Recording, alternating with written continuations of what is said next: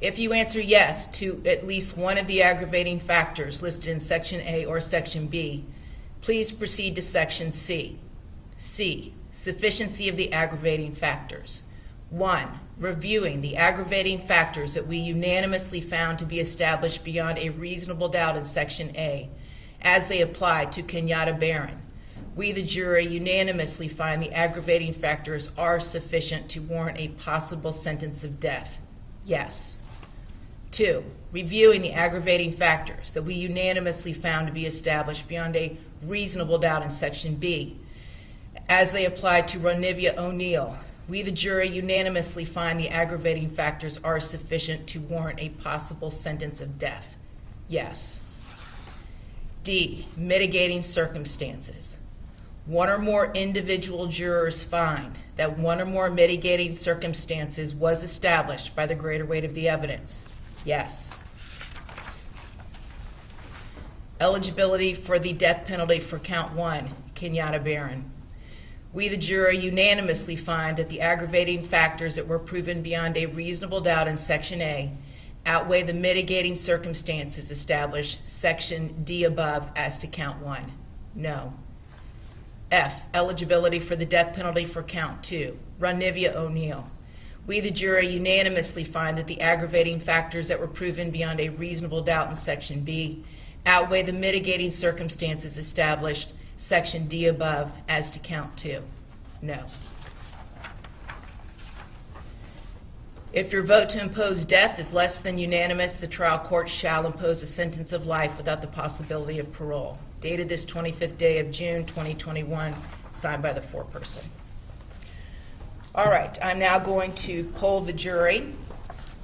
And again, I'm going to do it by initials and juror number, okay? Members of the jury, we are going to ask each of you individually about the verdict that you have just heard. The question pertains to whether the verdict, as read by myself, was correctly stated. Beginning with juror number 1, initials LR. Do you, juror number 1, initials LR, agree that at least one member of the jury voted for a sentence of life imprisonment without the possibility of parole? Yes. Juror number 4, initials MD. Do you agree that at least one member of the jury voted for a sentence of life imprisonment without the possibility of parole? Yes, Your Honor. Juror number 7, initials RC. Do you agree that at least one member of the jury voted for a sentence of life imprisonment without the possibility of parole? Yes, Your Honor. Juror 9, initials HW. Do you agree that at least one member of the jury voted for a sentence of life imprisonment without the possibility of parole? Yes, Your Honor. Juror 12, initials ME. Do you agree that at least one member of the jury voted for a sentence of life imprisonment without the possibility of parole? Yes. Juror number 13, initials JP. Do you agree that at least one member of the jury voted for a sentence of life imprisonment without the possibility of parole? Yes, ma'am. Juror 16, initials NS. I'm going to take that phone if it goes off again. Do you agree that at least one member of the jury voted for a sentence of life imprisonment without the possibility of parole? Yes, Juror Your Honor. 18, initials ES. Do you agree that at least one member of the jury voted for a sentence of life imprisonment without the possibility of parole? Yes, Your Honor. Juror number 20, initials AM. Do you agree that at least one member of the jury voted for a sentence of life imprisonment without the possibility of parole? Yes, ma'am. Juror 22, initials DV. Do you agree that at least one member of the jury voted for a sentence of life imprisonment without the possibility of parole? Yes, ma'am. Juror number 26, initials KW. Do you agree that at least one member of the jury voted for a sentence of life imprisonment without the possibility of parole? Yes.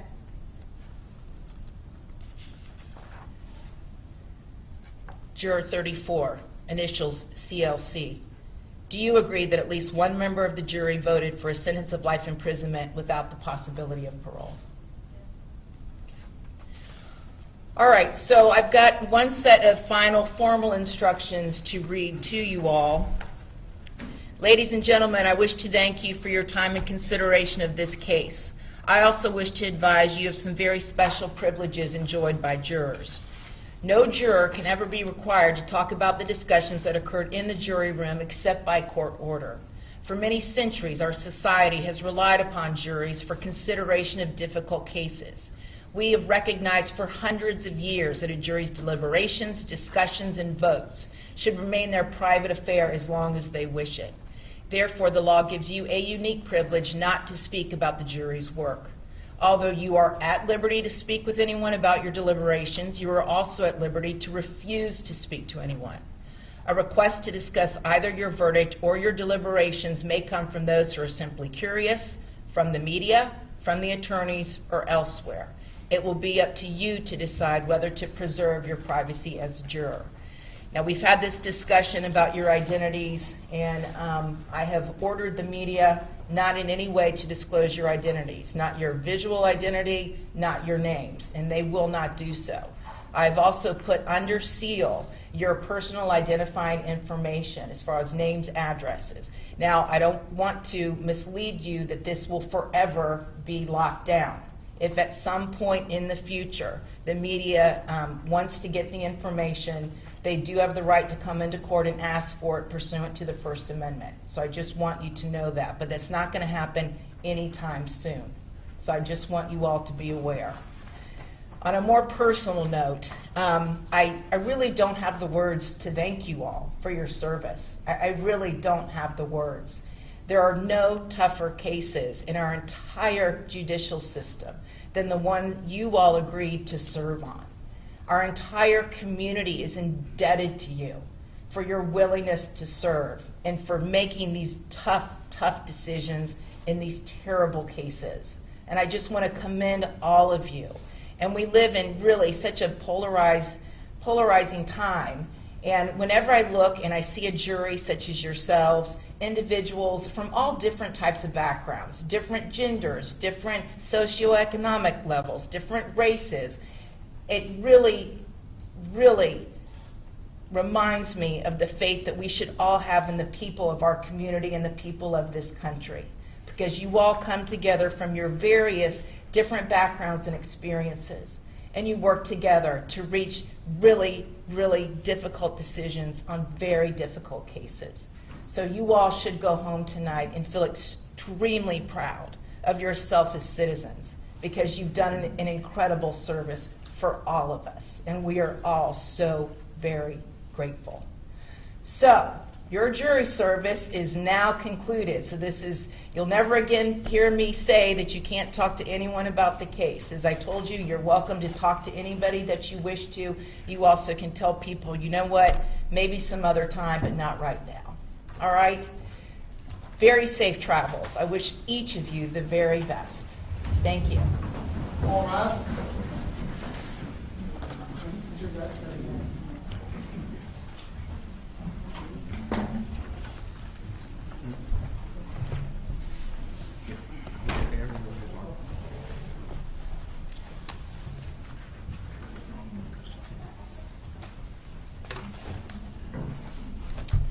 Okay, very good. Everyone have a seat. So, Mr. Oneal, even though the sentence is not in dispute, I am going to set your sentencing off, your official sentencing date, because I anticipate there will be post-trial motions, and I will hear those at the same time.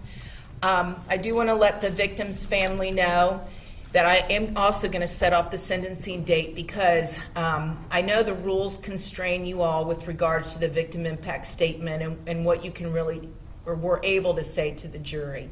I do want to give you the opportunity to really open your hearts and say whatever it is that you need to say. So I will give you that opportunity. How much time do you all need as far as getting your post-trial motions ready to go?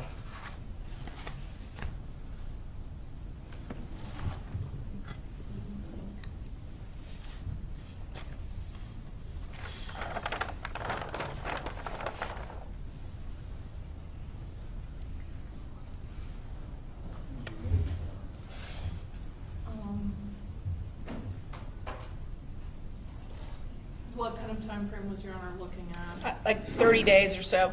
Okay.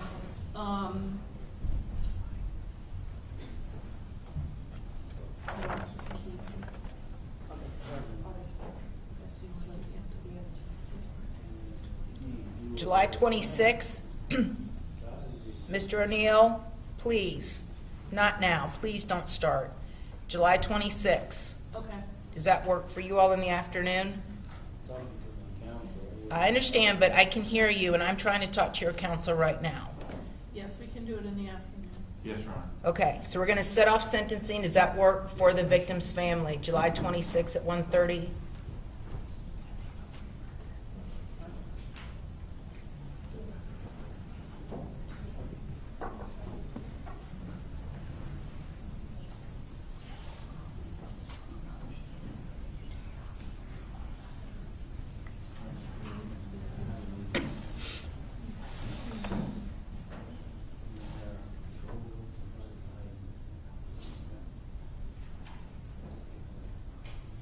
They apparently have a conflict on that date, Your Honor, on the 26th. Okay.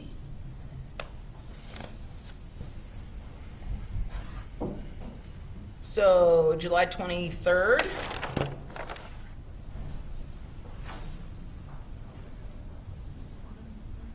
It's okay for the state, Your Honor. July 23rd? All right. Then we're going to set sentencing for July the 23rd at 10 a.m. in the morning, and the sentencing will actually be in my regular courtroom, courtroom 10, over in the other courthouse. It won't be here. Yes, Your Honor. What was the time again, Judge? 10 a.m. All right. Anything further from the state or from the defense? No, Your Honor. Okay. Very good. Thank you. All rise. Court's adjourned.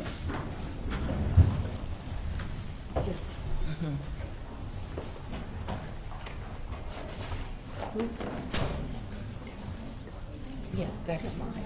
Yeah, I'll do, yeah. But doesn't the order, I already did the order.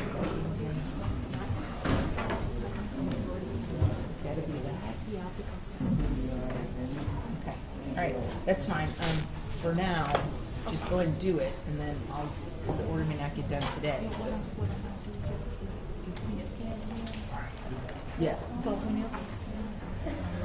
Yeah, okay. Okay. That's good. At first, I was gonna wait till you finish the order and then I. But Whatever, yeah, you guys can figure it out.